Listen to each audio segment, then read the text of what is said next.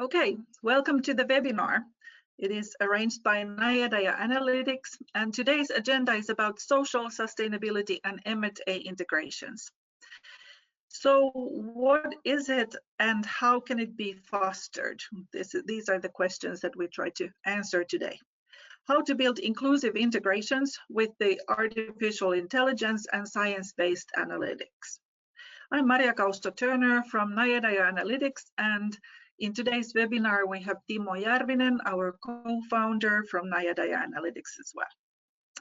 Okay, and before we start the agenda, before we go forward, briefly, the webinar will last about 30 minutes. And if you have questions, please submit them via the chat channel. We will not get to the questions at the end of the webinar, but we will get back to you after the webinar through email. So we will definitely get back to you and answer all your questions that you may have. Okay, but without further ado, let's go. Thank you, Maria.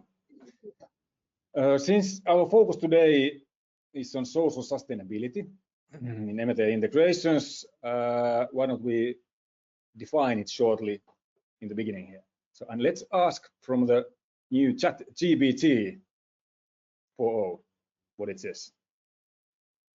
Okay, so it says that social sustainability in post-merger integrations focuses on employee well-being and fair treatment, cultural integration and engagement and participation to create a cohesive and inclusive work environment. So I think that's quite good definition actually, and also pretty much our goal here.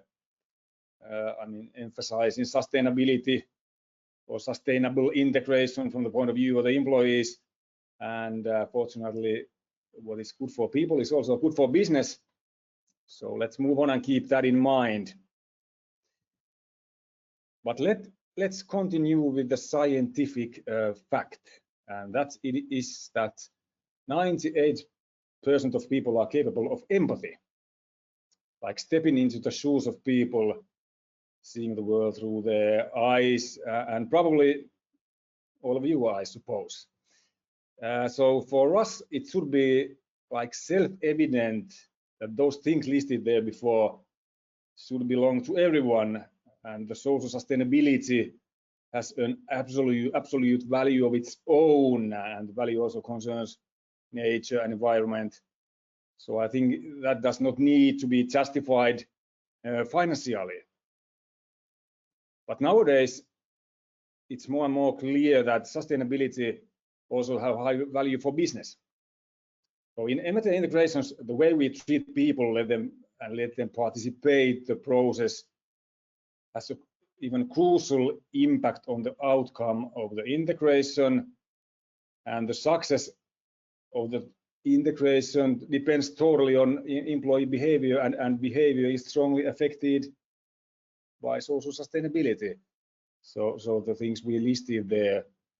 So what kind of thing, like behavior we are talking about here? I mean, people may promote the change, become even change makers, or they may feel indifference, or be in their like comfort zone and do nothing, or they may lose their productivity or leave the company even, or they may resist the change and slow it down. So all this is possible, of course. So there lies also a business problem. I mean, if you don't pay attention to people and social sustainability, it may even ruin your integration. And actually, that's too often the case. Many studies say that mergers and acquisitions tend to fail quite often, and as Deloitte says here, especially because of the people and culture-related reasons. But still, those risks seem to be not known as well as they should. And this is something where we can help. Okay, so how to connect these dots here? What's the connection between sustainability, employee behavior, risks, and the success of the integrations? I mean, a dynamic living kind of a connection, something you can't capture with a playbook or just like list of instructions, and how to combine and maximize the absolute value there and the business value of social sustainability, especially in the integration situations.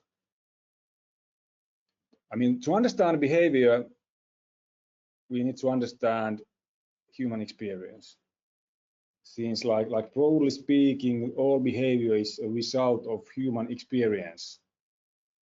And to understand employee behavior in M&A integration, especially, we need to understand employee experiences during those integrations. And in this context, we may call them like sustainability experiences. So experiences in the context of those things listed before there by the AI. So now you may think that, okay, this is easy. I mean, we are doing this all the time. We have these NPS or satisfaction surveys and policies for the employees, and we listen to people. There's maybe nothing to worry about. Well, I mean, if it was that easy, most of the M&A integrations would not fail, right? So it seems that something is not right there. So what is it then? So let's look at what science says about experiences and behavior. I mean, behavior is strongly guided by emotions. Okay, we don't have here time to deep dive into the science of emotions here, but let's note that their purpose there is to influence behavior in an appropriate way in different kinds of situations, also in the M&A integrations. And this science-based image here tells us that every emotion there has a different impact on behavior. Here we have two dimensions, like from negative to positive, from disengagement to engagement. And these emotions there, they are from a scientific study method which is developed in the University of Geneva, Switzerland, called the Geneva Emotion Wheel. If you would like to Google that, we use it in our science-based platform and analytics here. So now there's the traditional service scales, for example, satisfaction or NPS. It's only a one-dimensional scale. So as you see, it's only about the negativity or positivity of emotions from left to right. The so-called valence, as is said in science. So this is telling us that in any context, also in the context of the sustainability experiences here, during the integration, this so-called valence, in practice, the traditional scale of satisfaction or NPS, for example. It doesn't say anything about the engagement or disengagement. So these are like two totally different kind of dimensions of behavior, and there's no correlation at all, actually. So what is then the problem there?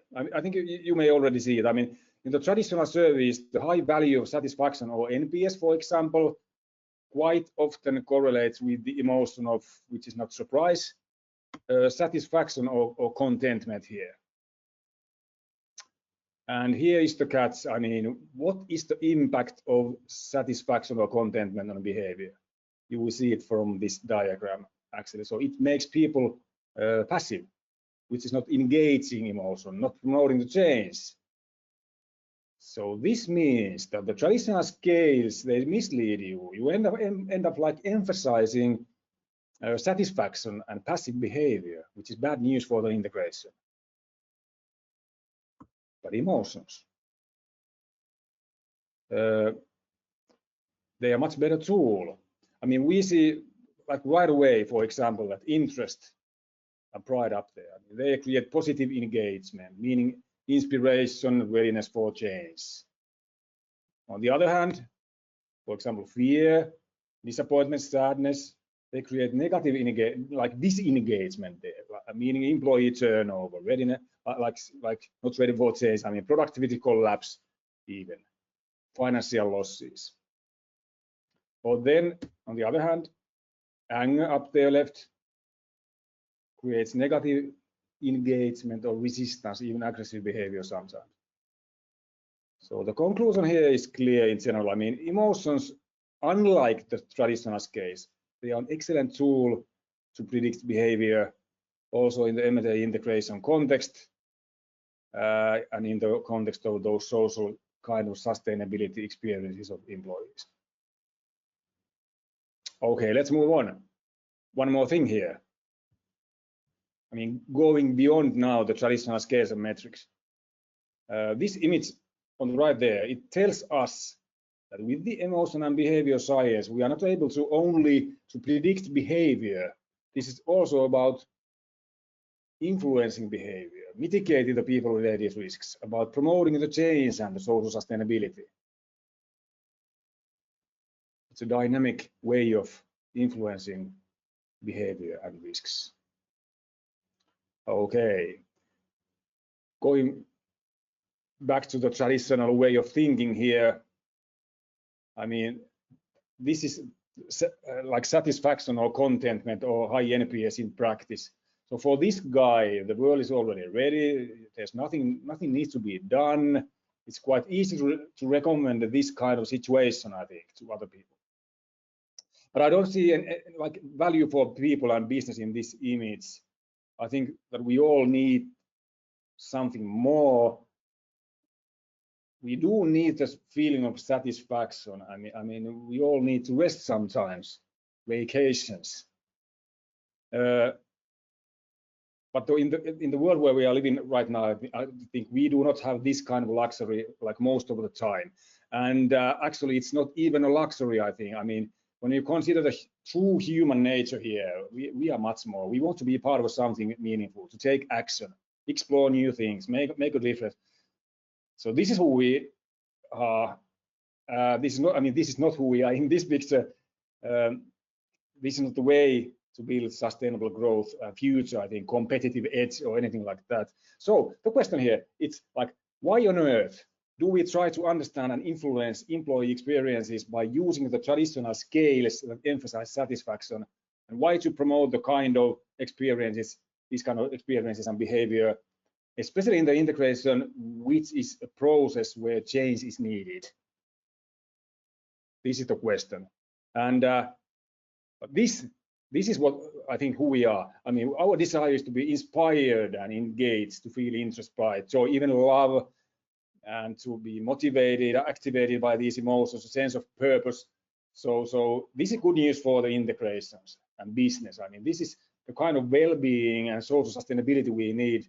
The sustainable experience of co-creating something meaningful together to be part of something meaningful. So I think there's a huge emotional, like human potential to be unleashed here, and the trigger can be the social sustainability belonging there. So what to do? Okay, we need the connection with people. We need the dynamic, actionable insights. What to do? Not just like traditional playbooks. And as we saw, the emotions are a great tool, but they are only part of the solution. I think we need, and I know we need much more. Yes, Timo, I totally agree. This is always an eye-opener because it's about the contentment and satisfaction that we so traditionally use, and it's the danger of it, so to speak. So it's definitely worth thinking and exploring more. So to quickly here in between summarize with my own words, maybe the traditional scales emphasize satisfaction, which means passive behavior, and to notice that satisfaction is not promoting the change. That is sort of the key message here.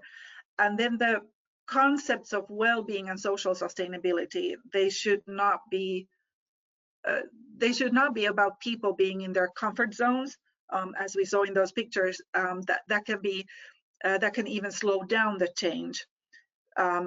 It's more like, and then the huge potential we have in people, like in this picture, what you have there is who we really are, like the explorers, like you said something about exploring rather than just being content. And sort of inclusive integration would be co-creating a change and something new. So involving people, inspiring and engaging them in the new possibilities and building sustainable growth. Yeah, it's exactly like that, yes. Yeah. So then again, what should be done? What can we do in practice? What is the solution and the process? How to make it real, make it happen? Yeah, that's an excellent question, and I think it's now a good moment to deep dive a little bit to that solution we have there. So let's take a look at the process first. So this method and technology we call people risk analytics. So very simple from the customer point of view, meaning first input. It's about collecting data from employees. I will show you how. Then data is processed here with our analytics, science and AI-based algorithms there. And the output includes 3 levels like people risk levels, their root causes, and action points and recommendations for building the sustainable M&A integrations and also avoiding the financially significant failings. And this standard process can be executed and repeated always the same way, like 3 times during the integration process. And the process here is scaling even from 10 employees to thousands or even tens of thousands of people. So really scalable model of doing things. And always the same. And this is the cloud application for collecting the data, easy to share with people. I mean, we do not need those traditional services with many burdening questions. We need only to ask like 3 questions here. And these are about emotions, the intensities, and the reasons behind them in the context of the integration. Now, this method, it's based on the scientific research in the University of Geneva, Switzerland.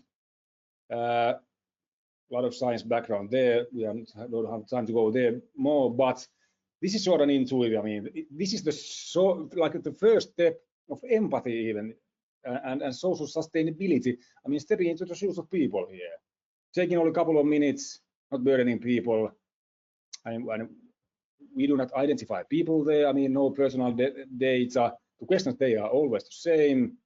Of course, if it's needed, we can ask some background variables, like, for example, like business units and so on. Then, about the outputs. The first one on the left, kind of intelligent indicator, risk level indicator. So this is a number between 0 and 100, predicting behavior in 3 dimensions. And the bigger the number is there, the bigger is the risk for the integration to fail. And then we have this donut there about employee experiences, easy to understand. So you can use these both like to compare the situations in different phases of the integration or in different business units, for example, if you like. But then we need to know what are the things behind these numbers, of course. And this is the root cause analytics here, showing you the things behind emotions, which is the bubble size. I mean, the significance is the bubble size, yeah. And then the impact on behavior, which is about the location of the bubbles. Also, like risks in engagement is there. So what you see here is like what is creating retention and productivity and change readiness and behavior like that. And then what is creating passivity here, or what is creating employee turnover, productivity collapse, financial losses, or resistance and even aggressive behavior there. So these bubbles, they are different in each case, and these are just examples here.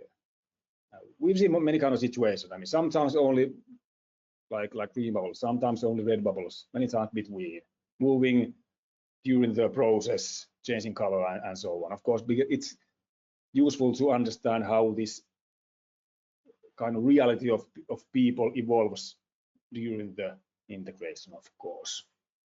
Okay, then the third output, action points, recommendations from the left. So first there we can list and prioritize those risks, risk factors as we call them. And below them are the projectors, which are like things securing the integration against those risks. Easy to understand that. Then there is a summary of actions to be taken, and also like more detailed actions for each risk, each project. And now all these actions there, they are based on the case-by-case results and the situation. So even the phase of the integration. So this is a responsive, dynamic system. The goal is to mitigate the people risks and to build the sustainable growth. Then a couple of words about the analytics behind this patent pending method and technology. So behind those simple outputs and the input there is this sophisticated analytics. The first level there, we call it emotion and behavior intelligence, which is benefiting especially from science and AI there. Then the second level is about setting goals, as you see. Third level there, that's a multidimensional framework for identifying the right kind of actions, and this is based on science and also process intelligence. And actually, we've been building that together with Deloitte here, and it's an innovation itself, totally new kind of approach there. And then the fourth level is the generative AI. We analyze all these lower levels there, also external information about integrations, and this is how we get to the fifth level, which is about the actions.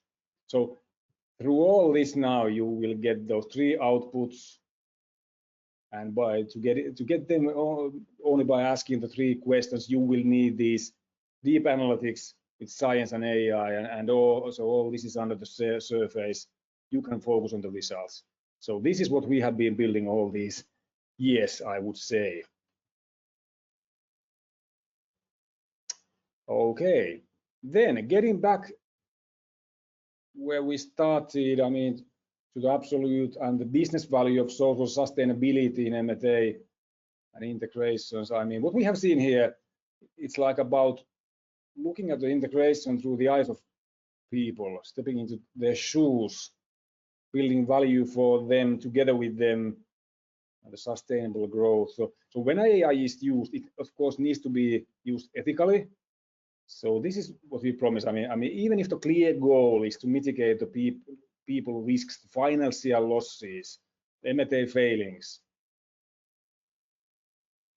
this is deeply about being kind to people and the planet. I mean, building inclusive integrations and sustainable growth. Okay, so here's my contact information also for our CEO, Petri Järvinen, who happens to be my brother also. We are willing to talk to you more, of course. You can contact me or Petri. So we would like to listen to your needs and give you more detailed presentation and solution, and maybe a concrete proposal if you like. So we are not a consulting company. We are happy to talk to both potential customers and partners, of course. And on the webpage NayaDaya.com, we have their link. You can also book a meeting there if you like. So we are here to help you. But at the moment, this is all. Thank you very much from my point of view. I hope we can be in touch. Yes, indeed. Thank you, Timo. Also, I want to thank everybody. This concludes our presentation. And thank you for listening. We would love to hear from you. So like Timo said, anything, email, we can set up a Teams meeting. There was a lot of information here in a very short period of time. So we are more than happy to clarify and answer any questions you may have. So don't be satisfied with satisfaction or contentment. So ask for more and look for more. There's much more to understand about people's emotions and behavior. Exactly. So thank you very much and have a wonderful day. Thank you. Bye-bye. Bye.